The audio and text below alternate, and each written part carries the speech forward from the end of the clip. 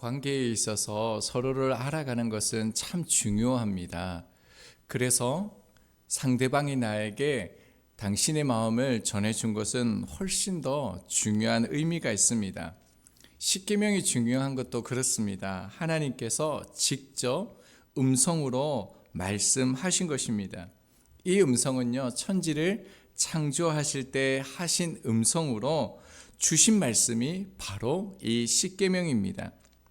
십계명은 하나님께서 이스라엘 백성들과 일방적으로 맺은 계약이 아니라 인격적으로 맺으신 언약입니다. 그러니까 너희는 나에게 종이 아니라는 겁니다. 노예가 아니라는 겁니다. 나의 신부이고 백성이라는 뜻을 가지고 있습니다. 그래서 십계명은 구원이 아니라요, 구원받은 자에게, 신부된 자에게 주시는 하나님의 말씀입니다. 그 첫 번째 계명을 우리가 보았는데요, 3절이었습니다. 너는 나 외에는 다른 신들을 내게 두지 말라라고 하셨습니다. 신부된 하나님의 백성들은 하나님과 나 사이에 어떤 것도 있으면 안 된다는 것입니다. 하나님 앞에서요, 하나님처럼 소중하게 여기는 것이 있으면 안 됩니다. 그런데도요, 왜 우리들은 세상의 것을 선택하는 모습을 자주 발견하는 걸까요? 그것은 하나님과 나 사이에 세상을 사랑하는 것이 있다라는 것은요, 세상이 좋기 때문이 아닙니다. 하나님의 사랑을 알지 못하고 하나님의 사랑을 받지 못했기 때문입니다.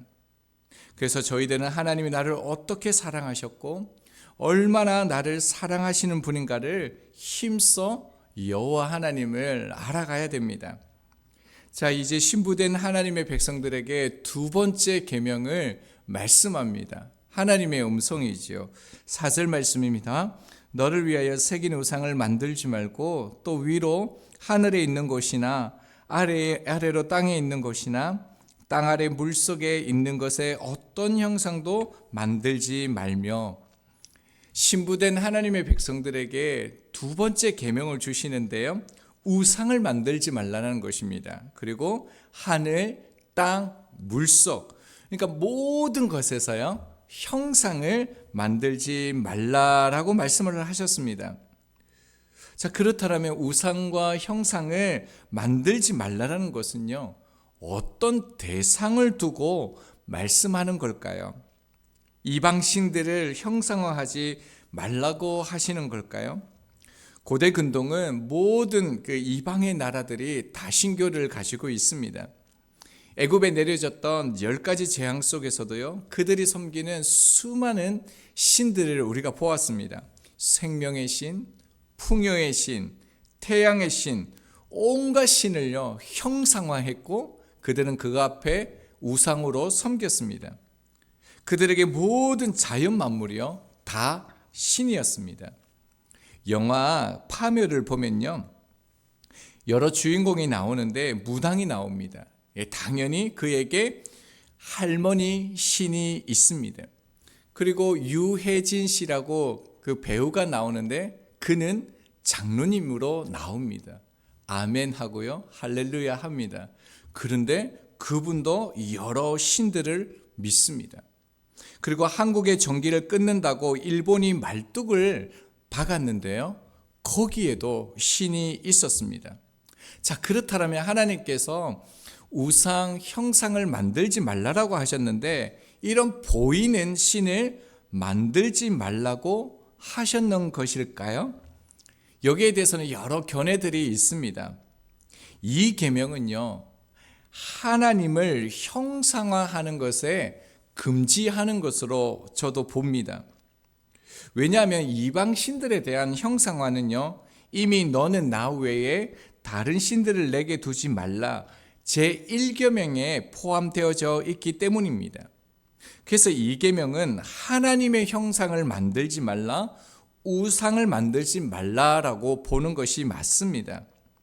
그래서 하나님께서는 이스라엘 백성들에게 하나님을요, 은으로나 금으로나 우상으로 조각을 만들지 말라라고 십계명을 주시면서 말씀을 주셨습니다. 20장 23절입니다. 너희는 나를 비겨서 은으로나 금으로나 너희를 위하여 신상을 만들지 말고.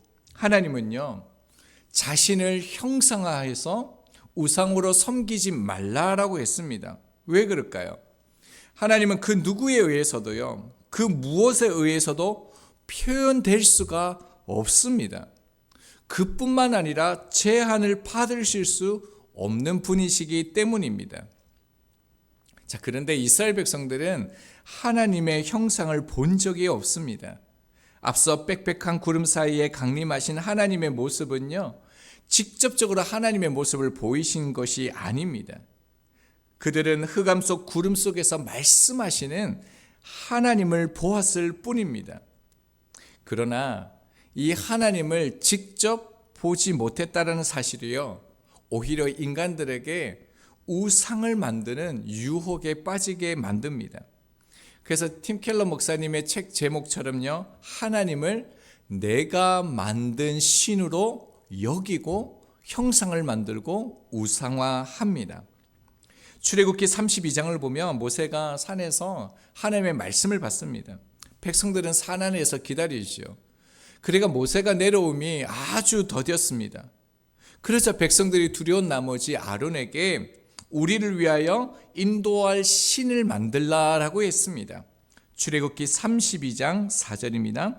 아론이 그들의 손에서 금고리를 받아 부어서 조각칼로 새겨 송아지 형상을 만드니 그들이 말하되 이스라엘아, 이는 너희를 애굽 땅에서 인도하여 낸 너희의 신이로다 하는지라. 아론은 하나님을 금송아지로 만들었습니다. 그런데 더 문제는요, 이 금송아지를 보면서 이것이 너희를 애굽 땅에서부터 인도하여 낸 신이다라고 말합니다. 그들이 금송아지를 만든 것은요, 애굽에서 그들이 보았던 힘을 상징하는 동물 소를 보면서 그들이 우상으로 만든 것입니다. 문제는요, 아론과 이스라엘 백성들은 금송아지를 만들고 다른 우상을 섬긴 것이 아니다라는 것입니다. 그들은 하나님을 만든 것이죠. 하나님을 형상화했습니다. 그래서 그들은 이 금송아지를 만들고 그것을 실제로요, 그들을 구원한 인도해낸 여호와 하나님으로 믿었습니다. 하나님의 말씀대로 그들이 후에 실제로요, 하나님을 형상화한 것입니다. 여러분, 하나님의 형상을 만들어 놓고 믿으면 안 될까요? 하나님의 형상을 만들어 놓고 좀 더 하나님을 생각하면 안 될까요? 안 됩니다. 왜냐하면 그 목적에 있습니다. 사람들은요, 왜 신의 형상을 만들려고 하는 걸까요? 모든 우상을 보면요, 그 동기가 나를 위한 것입니다. 4절 말씀을 보면요, 너를 위하여 새긴 우상을 만들지 말고라고 하셨습니다. 20장 23절에도요, 너희를 위하여 신상을 만들지 말고라고 얘기했습니다. 하나님은요, 내가 좋아하는 방식으로 여호와 하나님을 섬기면 안 됩니다. 고대 근동의 사람들은 자신이요, 신을 선택합니다. 아이를 원하면 그들은요, 개구리 신을 섬깁니다. 풍요를 원하면요, 태양신을 섬깁니다. 지혜를 원하면요, 그들은 뱀을 섬기는 것입니다. 여러분, 여기에서 잘 보면요, 주권이 누구에게 있습니까? 선택이 누구에게 있습니까? 그 힘이 누구에게 있습니까? 나에게 있습니다. 신이 결정하는 것이 아니라 내가 신을 결정하는 것입니다. 그래서 두 번째 계명은요, 단순히 우상 숭배를 말하는 것이 아닙니다. 하나님과 하나님의 백성이 어떠한 관계인지를 말씀하시는 것입니다. 저희들이요, 하나님을 다스리면 안 됩니다. 내가 주인이 되면 안 됩니다. 하나님께서 계시해 주시는 대로, 말씀해 주시는 대로 저희가 여호와 하나님을 섬기는 것입니다. 그런데 말씀이 아니라 내가 원하는 형상 하나님을 만들면 어떻게 되어집니까? 자기가 생각하는 하나님을 만들어 나를 위해서 두게 되는 것이지요. 그래서 하나님께서 계속적으로 말씀합니다. 5절입니다. 그것들에게 절하지 말며 그것들을 섬기지 말라. 나 내 하나님 여호와는 질투하는 하나님인즉 나를 미워하는 자의 죄를 갚되 아버지로부터 아들에게로 3, 4대까지 이르게 하거니와 우상에게 절하고 섬기는 자, 형상을 만드는 자를요 내가 질투한다라고 말씀합니다. 좀 의아하지 않습니까? 이때는 하나님께서 심판하신다, 내가 너를 멸한다, 이렇게 말씀하셔야 되는데 하나님께서 질투하신다라는 인간적인 단어를 말씀을 하셨습니다. 그런데 여기서 질투는요, 우리가 생각하는 그런 인간적인 사이에서 시기하는 마음, 그 질투를 말씀하는 것이 아닙니다. 하나님의 백성들을 너무도 사랑하시기 때문에 그 백성이요 떠나간다든지 그 백성이 마음을 다른 곳에 두면요 하나님께서 결코 그것을 바라만 보시는 분이 아니다라는 사실을 강조하는 단어가 이 하나님은 질투하시는 하나님이라는 표현입니다. 신부를 향한 신랑 되시는 그 하나님의 당연한 반응이고요, 권리를 표현하고 있습니다. 다른 말로 하나님의 사랑이죠. 그래서 하나님께서 뭐라고 얘기합니까? 신랑인 나를 신부가 사랑하지 않고 다른 것을 향하게 되면요, 우상을 만들게 되면요 나를 미워하는 것이라고 말합니다. 그래서 하나님은 나를 미워하는 그 죄를 갚겠다라고 얘기하고 있습니다. 자, 여러분, 여기에서 갚겠다라는 이 단어는요 저희들이 이전에 한번 살펴보았는데요, 파카드라는 단어를 썼습니다. 그러니까 죄를 갚겠다, 이 단어는요 방문하다, 계산하라는 뜻인데요, 신방한다, 이 개념과 같습니다. 그러니까 죄를 갚겠다라는 것은 하나님께서 직접 나에게 신방 오겠다라는 겁니다. 죄를 갚겠다라는 것은 하나님께서 나에게 찾아오시겠다라는 거죠. 그래서 나를 미워하는 죄를 찾아서요 꼼꼼하게 내가 살펴보아서 3, 4대까지 이르게 하겠다라는 겁니다. 죄를 묻겠다라는 겁니다. 하나님은 분명히 나를 미워하는 그 죄에 대해서요, 우상을 만들고 형상을 만드는 것에 대해서 분명히 찾아오신다라고 말씀합니다. 그리고 3, 4대까지 이르게 하신다라고 얘기하는데요, 여기에서 우리가 오해를 하지 말아야 되는데 3, 4대까지 이르게 한다라는 이 말을 가지고 예전에요 가계에 흐르는 저주를 끊으라라는 그런 그 책이 있었습니다. 그걸 말하는 걸까요? 그렇지 않습니다. 신명기 24장 16절입니다. 아버지는 그 자식들로 말미암아 죽임을 당하지 않을 것이요 자식들은 그 아버지로 말미암아 죽임을 당하지 아니할 것이니 각 사람은요 자기 죄로 말미암아 죽음을 당할 것이다 라고 말씀하셨습니다. 분명 각 사람은요 각기 자기 죄로 말미암아 죽음을 당한다는 것입니다. 그러면 3, 4대까지 이른다는 것은 무슨 의미가 있겠습니까?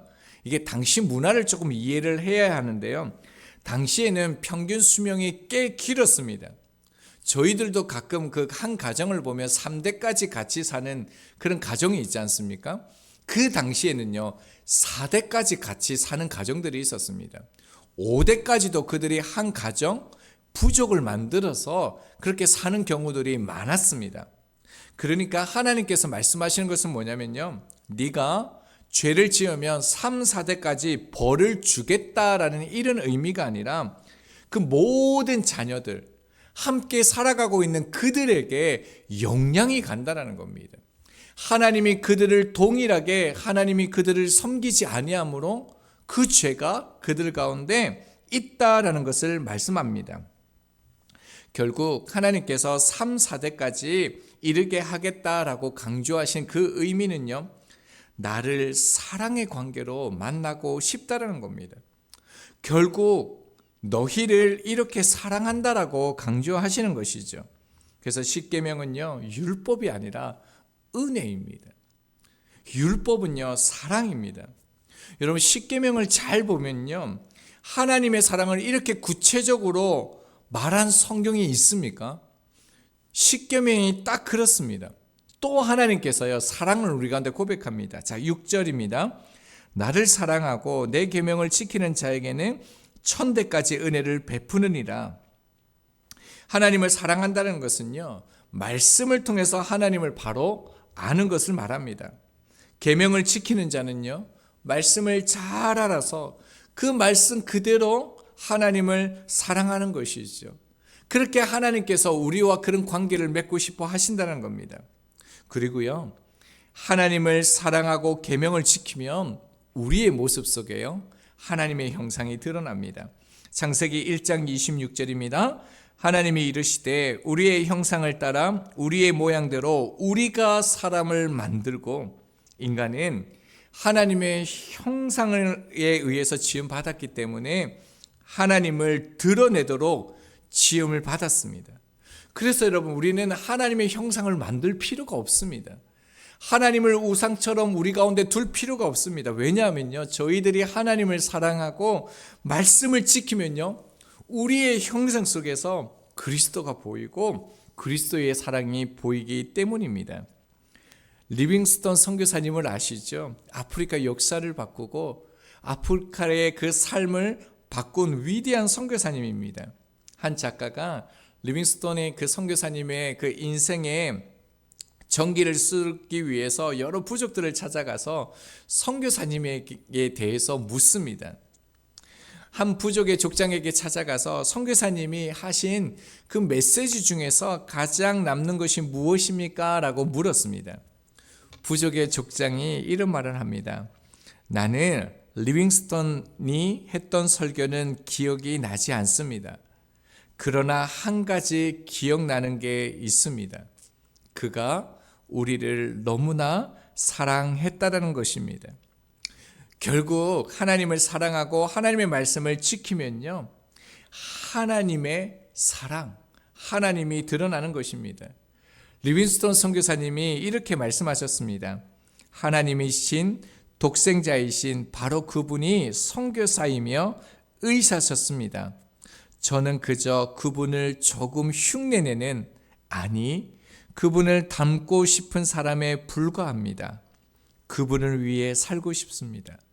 그분을 위해 죽기 원합니다.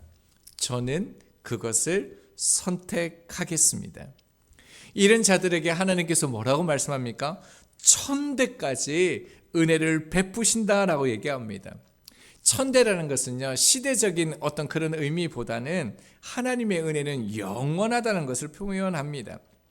여러분, 은혜를 베푸신다 그러면 이 의미는 무엇일까요? 요한복음 14장 21절입니다. 나의 계명을 지키는 자라야 나를 사랑하는 자니 나를 사랑하는 자는 내 아버지께 사랑을 받을 것이요 나도 그를 사랑하여 그에게 나타내리라. 여러분, 하나님을 사랑하는 이들에게 은혜를 베풀겠다, 이것은요, 나를 나타내겠다라는 뜻입니다. 내가 너에게 찾아가서 너와 친밀한 교제를 나누겠다, 이것이요 은혜를 베풀겠다라는 뜻이라는 겁니다. 여러분, 이것이 얼마나 놀라운 말씀인지 모릅니다. 하나님을 보면 죽습니다. 그런데 하나님이 나에게 찾아와셔서 나와 친밀한 교제를 누리시겠다라는 겁니다. 제2계명이 무엇을 말하고 있습니까? 하나님이 하나님을 사랑하는 자, 우상을 섬기는 자, 지금 모두를 찾아가신다는 것입니다. 믿는 자, 믿지 않는 자에게 하나님께서 찾아가십니다. 하나님을 미워하는 자의 죄는요, 장부를 대조하여 보듯이 꼼꼼하게 보서 심판을 하시고요. 그러나 하나님을 사랑하고 계명을 지키는 자는 은혜를 베풀어 주시겠다라고 말씀합니다. 그래서 꼼꼼하게 계산하든지 아니면 꼼꼼하게 우리와 교제하시든지 둘 중에 하나입니다. 우리가 하나님을 사랑했으면 참 좋겠습니다. 그래서 우리와 찾아오셨을 때 심판이 아니라 죄가 아니라요, 하나님과 깊은 그 친밀한 교제를 누릴 수 있는 저희가 되었으면 좋겠습니다. 그러므로 우리는 하나님의 말씀을 통해서요, 하나님을 온전히 깨닫고 말씀을 지킴으로 그분만을 사랑하는 삶을 살아야 될 줄 믿습니다.